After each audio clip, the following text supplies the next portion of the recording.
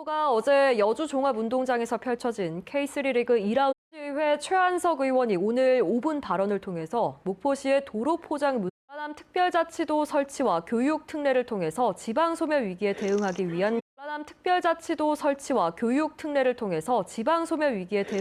위한 최근 전남 지역 사업장에서 사망 사고가 잇따르면서 노동당국이 오늘 오후 5시 40분쯤 무안군 1로업의 한 주택가 인근 창고에서 불이 나서 침샘 추위가 이어지는 가운데 밤사이 많은 눈이 예보돼 있어 주의가 필요합니다. 무안군의회가 긴급 성명을 내고 헌법재판소에 윤석열 대통령을 즉각 목포시장 부인과 박우량 신안군수의 대법원 선고가 오는 27일로 확정이 원하는 수업을 듣기 위해 선생님과 강의실을 자유롭게 찾아다니는 풍경이 이제 고등학교에서도 익숙해졌는데요.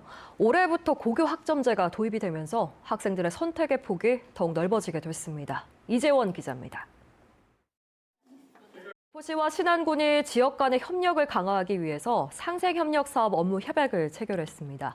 단순한 협력을 넘어서 행정 통합에 초석이 될 수 있을지 주목됩니다. 문현철 기자가 보도합니다.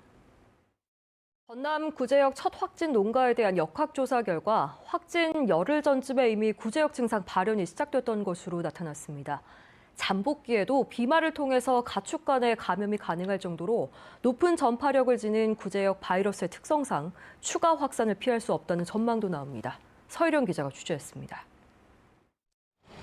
정록 전남지사는 오늘 농림축산식품부 장관과 면담을 갖고 구제역의 조속한 종식을 위해 뉴스를 마칩니다. 시청해주신 여러분 고맙습니다.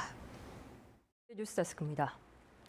헌법재판소의 윤석열 대통령 탄핵 심리가 역대 최장으로 길어지면서 시민들은 불안과 답답함을 호소하고 있습니다.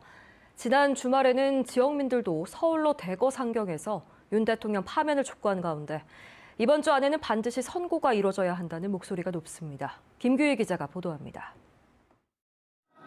목포시의회 최한석 의원이 오늘 5분 발언을 통해서 목포시의 도로 포장 문제, 전남도 내 일부 학교의 저수조가 수질 관리의 사각지대에 놓여 있다는 지적이 제기됐습니다.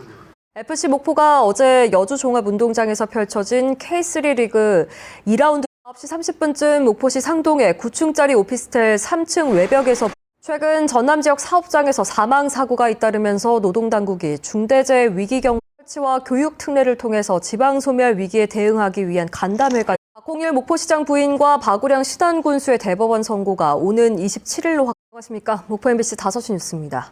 송미령 농림축산식품부 장관이 구제역이 확산되고 있는 전남도를 찾아서 백신 접종